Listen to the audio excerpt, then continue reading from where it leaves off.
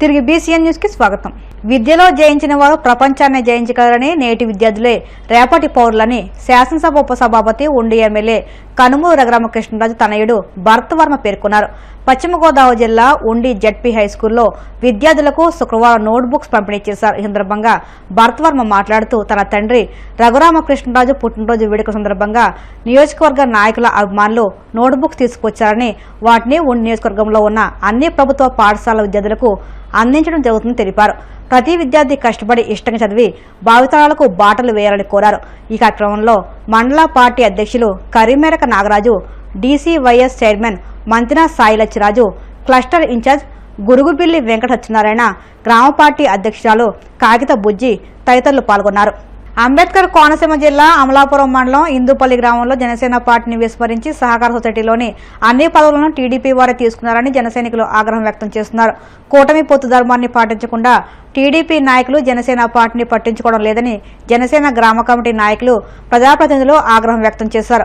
గ్రామానికి చెందిన టీడీపీ నాయకులు జనసేన నేతల మాటకు విలువ ఇవ్వడం లేదని, పదవులన్నీ టీడీపీ వారే తీసుకున్నారని జనసేన గ్రామ కమిటీ అధ్యక్షులు నాగిరెడ్డి తాతారావు, ఉప సర్పంచ్ ఉర్రింకరెడ్డి నాయుడు, ఎంపీటీసీ సభ్యుడు కోరిమిల్లి రాంబాబు విమర్శించారు.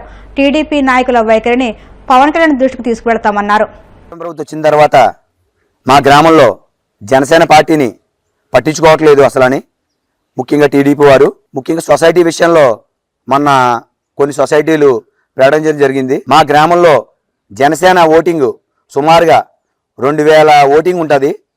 అలాగే ఆది నుంచి కూడా మేము కూటమి ప్రభుత్వం ఏర్పడి ముందు నుంచి కూడా అందరం కలిసికట్టుగా ప్రతి కార్యక్రమం చేసుకున్నాం.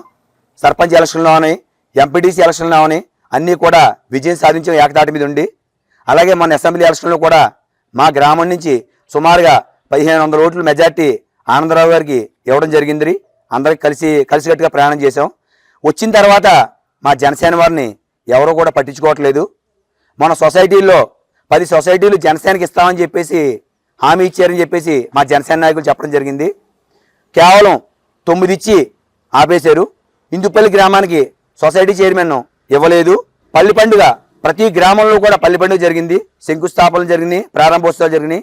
మా గ్రామంలో ఏర్పాటు చేయలేదు. కేవలం టీడీపీ వారు ఆపడం జరిగింది. ముఖ్యంగా చిన్న విషయాలు కూడా ఫ్లెక్సీలు ఏర్పాటు చేస్తున్నారు టీడీపీ వారు.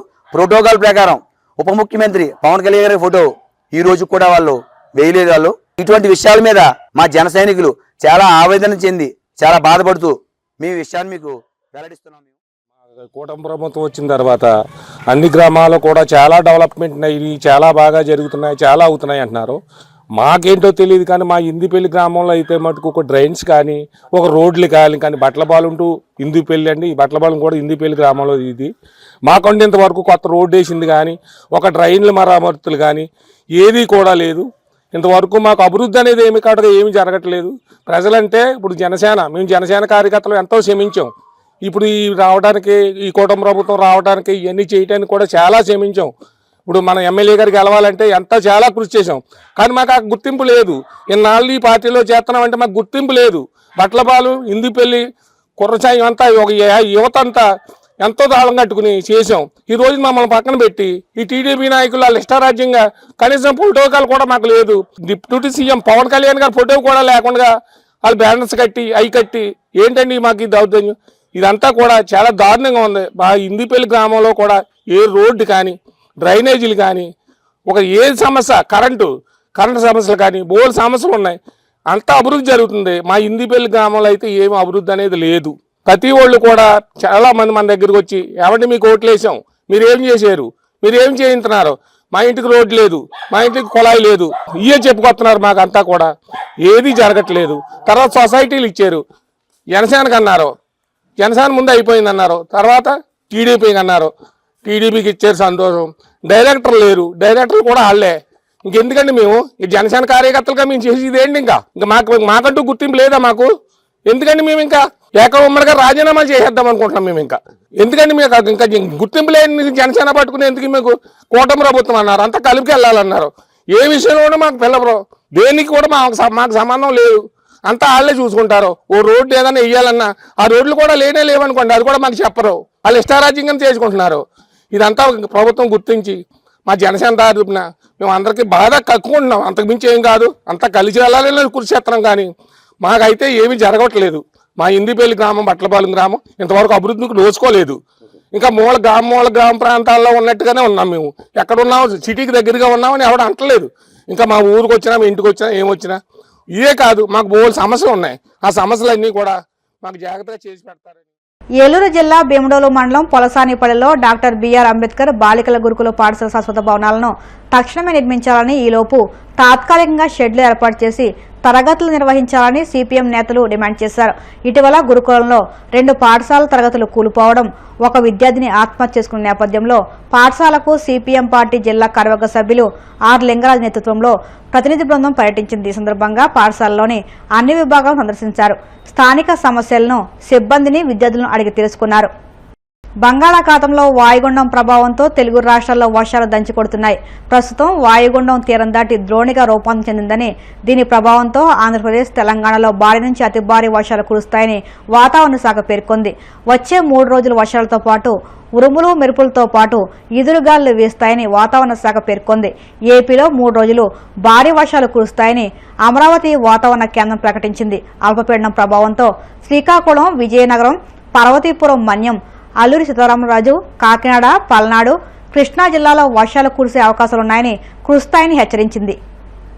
సాయంత్రానికి అదే ప్రాంతంలో సుస్పష్ట అల్పపీడనంగా కొనసాగింది. ఈరోజు ఉదయం వాయువ్య బంగాళాఖాతం, దాని పరిసర ప్రాంతాలైన బంగ్లాదేశ్, పశ్చిమ బెంగాల్ తీరాల వెంబడి వాయుగుండంగా కేంద్రీకృతమైంది. 7:30 నుంచి 8:30 నిమిషాల మధ్య అది వాయుగుండంగానే పశ్చిమ బెంగాల్, బంగ్లాదేశ్ తీరం వెంబడి ఉన్న కానింగ్కు 60 కిలోమీటర్ల దూరంలో వాయుగుండంగానే తీరాన్ని తాకింది. తదుపరి కొన్ని గంటల్లో అది పశ్చిమ వాయువ్య దిశలో పయనించి వాయుగుండంగా కదిలే అవకాశం ఉన్నది. గైంజటిక్ వెస్ట్ బెంగాల్ మరియు జార్ఖండ్, ఉత్తర ఒడిశాల మీదుగా పయనించే అవకాశం ఉంది. ఈ వాయుగుండంతో అనుబంధంగా 7.6 కిలోమీటర్ల ఎత్తు వరకు ఉపరితల ఆవర్తనం ఉండి నైరుతి దిశకు వాలి ఉండటం వలన రాష్ట్రంలో రాబోయే వారం రోజులు చెదురుముదురుగా వర్షాలు పడే అవకాశం ఉంది. ముఖ్యంగా ఉత్తర కోస్తా జిల్లాల్లో అత్యధిక ప్రాంతాలలో తేలికపాటి నుంచి మోస్తరు వర్షపాతం పడే సంభావ్యత అత్యధికంగా ఉన్నది. పలు ప్రాంతాలలో తదుపరి 2 రోజులు, కొన్ని ప్రాంతాల్లో చివరి 3 రోజులు 1-2 ప్రాంతాల్లో అటువంటి వాతావరణం కొనసాగే అవకాశం ఉంది. దక్షిణ కోస్తా జిల్లాల్లో మొదటి రోజు పలు ప్రాంతాల్లో, తదుపరి 2 రోజులు కొన్ని ప్రాంతాల్లో, చివరి 4 రోజులు 1-2 ప్రాంతాల్లో తేలికపాటి నుంచి మోస్తరు వర్షపాతం పడే అవకాశం ఉంది. ఉత్తర దక్షిణ కోస్తా జిల్లాల్లో, ముఖ్యంగా ఉత్తర కోస్తాలో ఈ 5 రోజులు ఉరుములు, మెరుపులతో కూడిన వాతావరణం ఉండే అవకాశం ఉంది. దక్షిణ కోస్తా జిల్లాలో మొదటి 3 రోజులు అటువంటి వాతావరణం ఉండే అవకాశం ఉంది. ఉత్తర దక్షిణ కోస్తా జిల్లాల్లో నైరుతి ఋతుపవనాలకు సంబంధించిన గాలులు సుస్థిరంగా, సుస్పష్టంగా మరియు బలంగా 40 నుంచి 50 కిలోమీటర్ల వేగంతో వీచే అవకాశం ఉంది.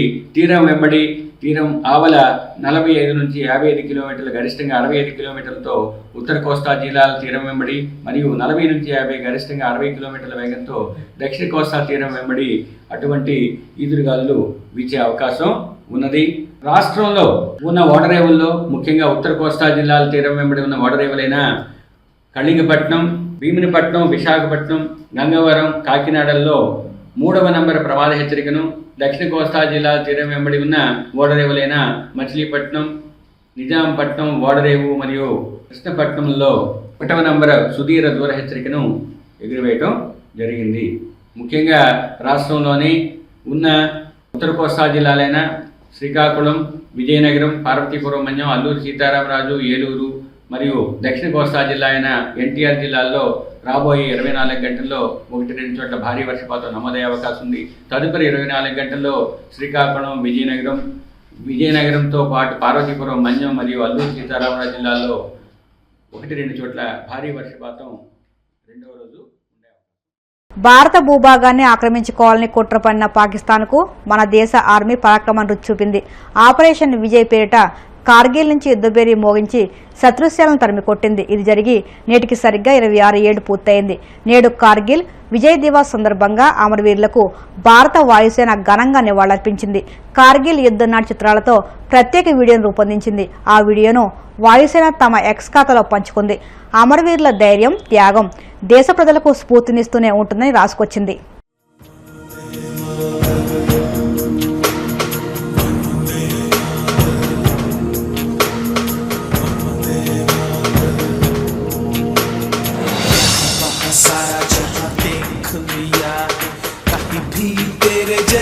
कोई नहीं है, 80 नहीं 100 दिन दुनिया घुमा है, नहीं कहे तेरे जैसा कोई नहीं। मैं गाया जहां भी बस तेरी याद थी, जो मेरे साथ थी, मुझको तड़पा दिलाती, सबसे प्यारी तेरी सूरत, प्यार है बस तेरा प्यार ही।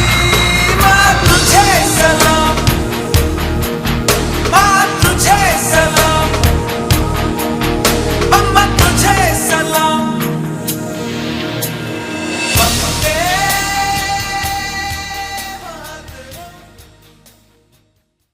వార్తలు ముగించే ముందు ముఖ్యాంశాలు మరొక్కసారి. ఎన్సీడీపై యుద్ధంలో ఏఎన్ఎంలు, సిహెచ్ఓలు, మెడికల్ ఆఫీసర్లే సైనికులన్న మంత్రి సత్యకుమార్. 8 నెలల్లో 70% మేర ఎన్సీడీ స్క్రీనింగ్ అభినందనీయమని వెల్లడి. రాష్ట్రానికి హోదాను ఇస్తానని ప్రధాని మోదీ మోసం చేశారన్న షర్మిళ. విభజన హక్కుల సాధనకు రాష్ట్ర ఎంపీలు పార్లమెంట్లో ఎందుకు కోట్లాడడం లేదని సూటి ప్రశ్న.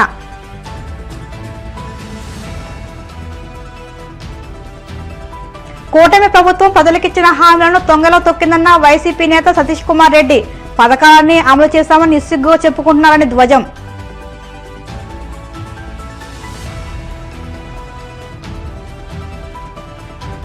గోవింద నామస్మరణతో మారుమోగిన కోనసీమ తిరుమల. వాడపల్లి వెంకట దర్శనానికి పోటెత్తిన భక్తజనం. ఈ వార్తలు ఎంతలో సమాప్తం. మరిన్ని వార్తల కోసం BCN digital YouTube channel, Facebook పేజీని ఫాలో అవ్వండి. అప్డేట్ వార్తల కోసం ప్లీజ్ సబ్స్క్రైబ్.